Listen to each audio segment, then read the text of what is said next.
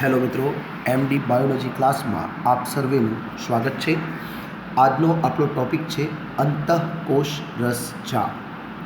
અંતઃકોષ રસજાળ આમ તો એની સિમ્પલ વ્યાખ્યા એની અંદર જ આપેલી છે કે એક કોષ રસમાં આવેલી ઝાડ જેવી રચના જેને અંતઃકોષ રસજાળ કહે છે।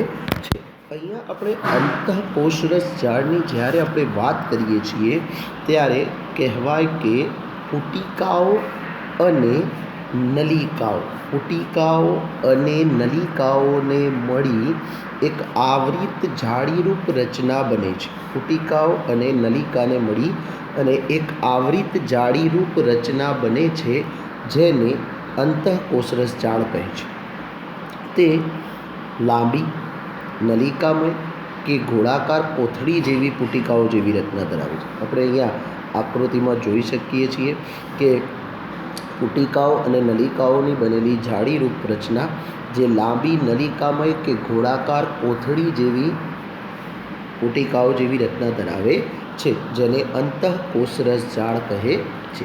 એની જે રચના છે એ રચના કોને મળતી આવે છે તો કોષ રસ પટલની રચનાને મળતી આવે છે। કોષ રસ પટલ હવે એને આપણે જોવી પડે કે ખરેખર અંતઃકોષ રસજાળ એકચ્યુઅલી ક્યાં જોવા મળે છે। તો અંતઃકોષ રસજાળની જો આપણે વાત કરીએ તો આપણે અહીંયા જોઈ શકીએ છીએ કે આ રહી અંતઃકોષ રસજાળ, આ રહી અંતઃકોષ રસજાળ, આ દેખાય આપણને, ખ્યાલ આવી જાય કે ભાઈ આ અંતઃકોષ રસજાળ છે કે જે નલિકાઓ અને પુટિકાઓથી મળીને આવૃત જાળીવાળી રચના છે।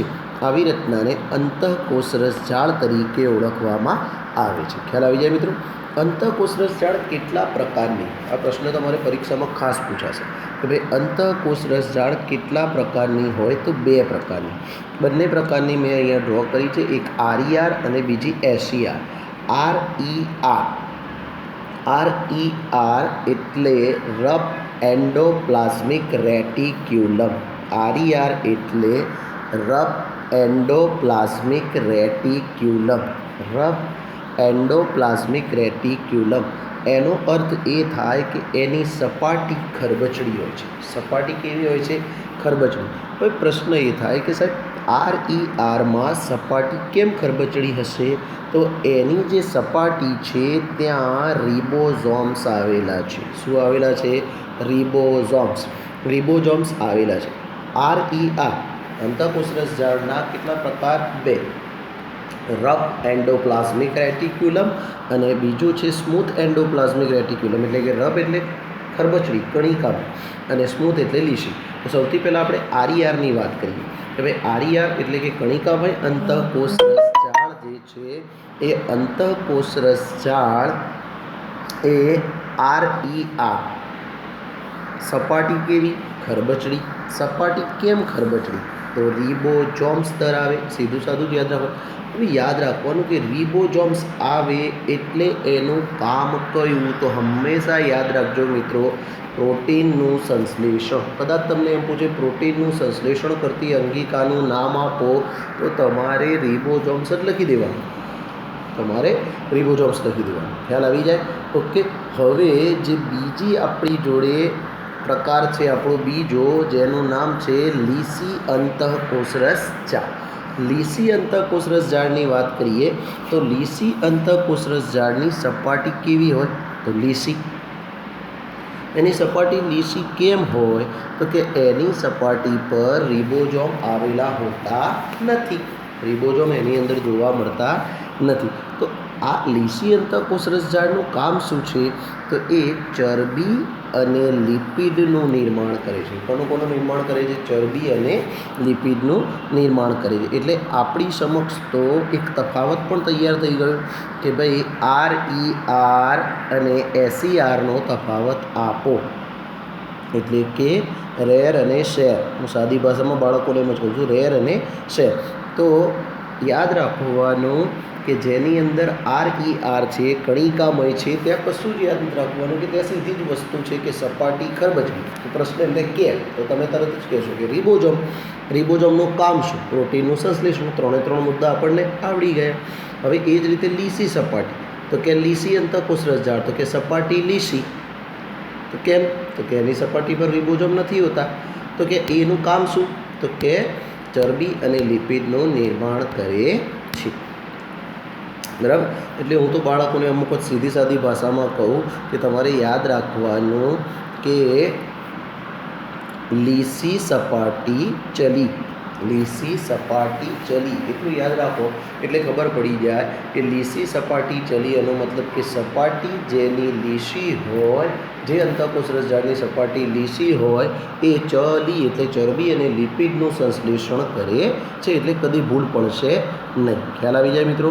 એટલે આપણે જાણીએ છીએ કે ભાઈ આ પ્રોટીન અને લિપિડ, આ જે પ્રોટીન અને લિપિડ અહીંયા બન્યા, એ પ્રોટીન અને લિપિડ જે અંતઃકોષ રસજાળ બનાવે છે તેનો ઉપયોગ ક્યાં થાય? તો કે એનો ઉપયોગ કોષરસ પટલના બંધારણમાં થઈ શકે છે. કોષરસ પટલના બંધારણમાં પણ થઈ શકે છે. ઓકે મિત્રો, ખ્યાલ આવી જાય? આ જે બાબત છે એ બાબત તમે સમજી ગયા હશો કે ભાઈ અંતઃકોષ રસજાળ કઈ રીતે કામ કરે છે, એના કેટલા પ્રકાર છે. હવે એમ ટોટલ કાર્યો કેટલા, કાર્યો કયા કયા છે એના વિશે પણ આપણે ચર્ચા કરવાની છે. આ તફાવત ખાસ યાદ કરવાનો છે મિત્રો. આ તફાવત તમારે યાદ કરવાનો છે કે ભાઈ અંતઃકોષ રસજાળનું, અંતઃકોષ રસજાળ એટલે શું? તેના પ્રકારો. પ્રકારો ખાસ પૂછાશે, IMP કહેવાય, IMP ક્વેશ્ચન કે ભાઈ અંતઃકોષ રસજાળના પ્રકારો જણાવો, RER અને SER.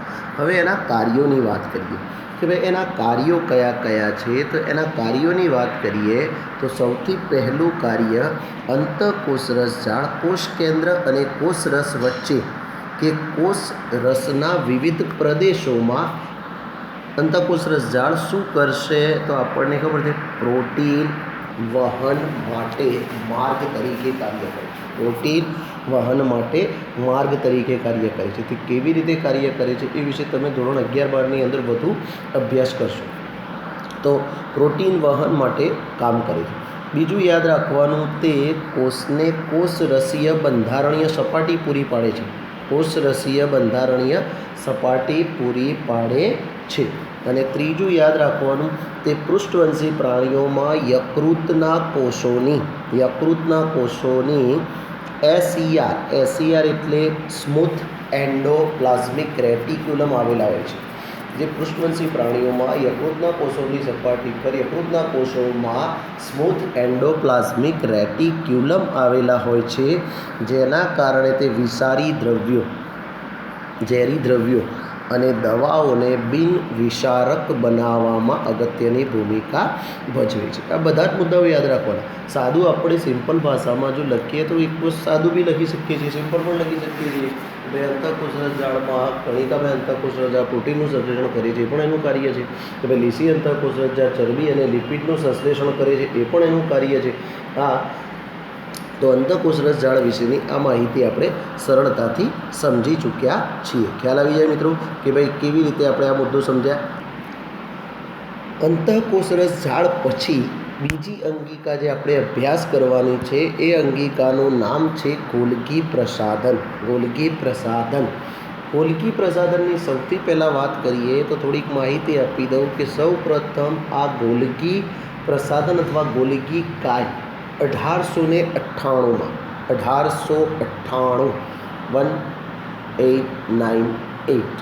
1898માં સૌથી પહેલાં ગોલ્ગી કાય કેમિલો ગોલ્ગીએ નિહાળી, એટલે કે કેમિલો ગોલ્ગીએ જોયું. હવે સૌથી પહેલાં સૌ પ્રથમ વર્ણન કોણે કર્યું? Camillo Golgi. કેમિલો ગોલ્ગીએ સૌ પ્રથમ એનું વર્ણન કર્યું. હવે આ જે રચના છે એ રચના કેવી છે? જે રચના છે એ એકબીજાને સમાંતર થપ્પીઓમાં ગોઠવાયેલી પુટિકાયુક્ત રચના છે. એકબીજાને સમાંતર થપ્પીઓમાં ગોઠવાયેલી પુટિકાયુક્ત રચના છે. આ પુટિકા એટલે ચપટી કોથળી. પુટિકા એટલે ચપટી કોથળી. શું થાય કે ભાઈ એકબીજાને સમાંતર થપ્પીઓમાં ગોઠવાયેલી પુટિકાયુક્ત રચના છે. કોના યુક્ત રચના છે? પુટિકાયુક્ત. પુટિકા એટલે ચપટી કોથળીઓ. પુટિકાને સિસ્ટરની કહે છે. શું કહે છે? સિસ્ટરની. હવે અહીંયા એક તમને ડ્રો બતાવું એટલે થોડો ખ્યાલ આવશે કે ભાઈ કઈ રીતે આ રીતે અહીંયા આ ગોલકી કાય ગોઠવાયેલી હોય છે. આ રીતે તમે એને જોઈ શકો. અહીંયા તમે નિહાળી શકો છો કે ભાઈ જે ગોલકી કાય છે એ ગોલકી કાયની રચના આ રીતે આવેલી હોય છે, જેના અંદર પુટિકાઓ એટલે કે કોથળી જેવી જે રચનાઓ છે એ રચનાઓ અહીંયા આવેલી હોય છે. ચપટી જે પટલમય કોથળીઓ છે તે એક ઉપર એક એમ ગોઠવાયેલી હોય છે. એક ઉપર એક એમ ગોઠવાયેલી હોય છે એને આપણે જોઈ શકીએ છીએ. ખ્યાલ આવી જાય મિત્રો કે ભાઈ કઈ રીતે આ ગોઠવાયેલી છે? તો આ પુટિકાને સિસ્ટરની કહે છે. હવે આ પટલો, આ જે પટલો આપણે જે હમણાં બતાવ્યા મેં તમને, આ પટલો અંતઃકોષરસ ઝાડ સાથે જોડાયેલા હોય છે. આ જે પટલો છે અંતઃકોષરસ ઝાડ સાથે જોડાયેલા હોય છે.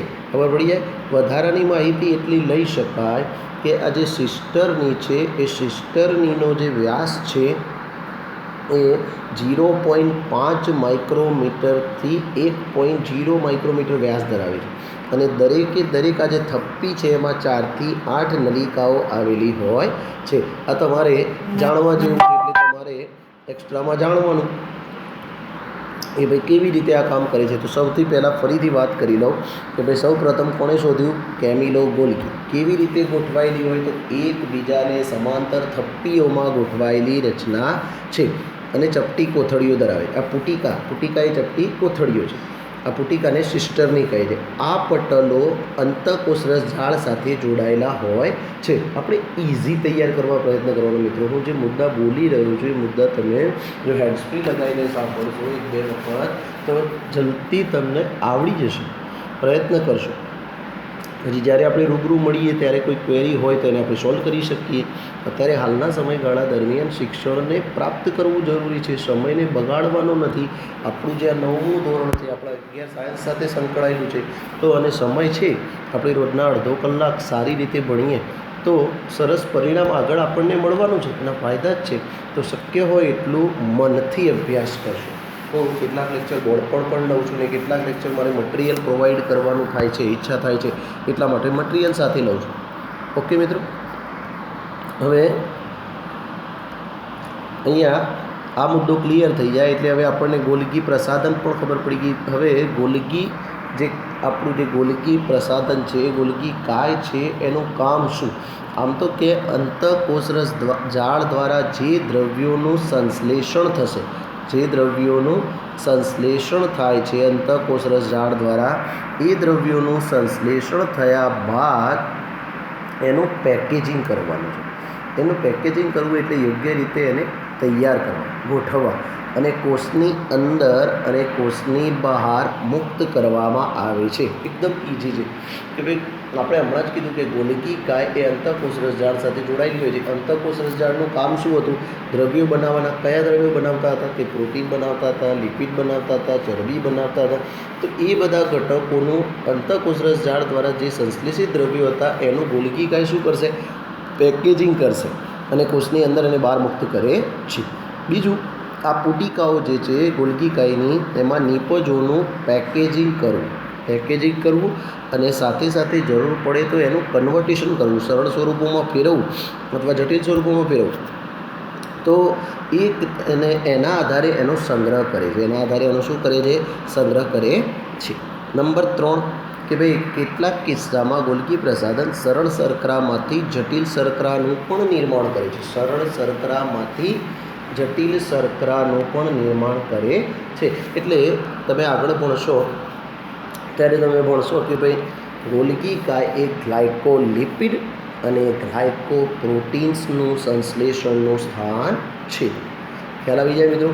આ ઉપરાંત ગોલગી પ્રસાધન લાઇસોઝોમના નિર્માણ સાથે પણ સંકળાયેલ છે. લાઇસોઝોમ્સના નિર્માણ સાથે પણ સંકળાયેલું હોય છે. તો આ વાત થઈ ગોલગી કાય. ગોલગી કાયના કાર્યો ફરીથી એક વખત ઇઝી રીતે શીખવાડી દઉં કે અંતઃકોષરસ ઝાડ દ્વારા આપણી ભાષામાં પણ આપણે લખી શકીએ છીએ કે અંતઃકોષરસ ઝાડ દ્વારા જે દ્રવ્યોનું સંશ્લેષણ થાય છે તેનું પેકેજિંગ કરવાનું કામ ગોલ્ગી પ્રસાધન કરે છે અને કોષની અંદર અને કોષની બહાર મુક્ત કરે છે. નંબર 1. નંબર 2, પુટિકાઓમાં નિપજોનું એટલે કે જે નિપજો અંતઃકોષરસ ઝાડ દ્વારા બને છે તેનું પેકેજિંગ કરવું અને રૂપાંતરણ કરવાનું કામ ગોલ્ગી પ્રસાધન દ્વારા થાય છે. નંબર 3, કેટલાક કિસ્સામાં ગોલ્ગી પ્રસાધન સરળ શર્કરામાંથી જટિલ શર્કરાનું નિર્માણ કરે છે. અને નંબર 4, ગોલ્ગી પ્રસાધન લાઇસોઝોમના નિર્માણ સાથે પણ સંકળાયેલી હોય છે. તો મિત્રો ખબર પડી ગઈ ગોલ્ગી પ્રસાધન. ગોલ્ગી કાંઈ સૌપ્રથમ કોણે જોયું હતું? ઇટાલિયન અંતઃશાસ્ત્રી હતા કેમિલો ગોલ્ગીએ સૌ પ્રથમ એને નિહાળ્યું હતું. ઓકે, ખ્યાલ આવી જાય મિત્રો. Thank you very much.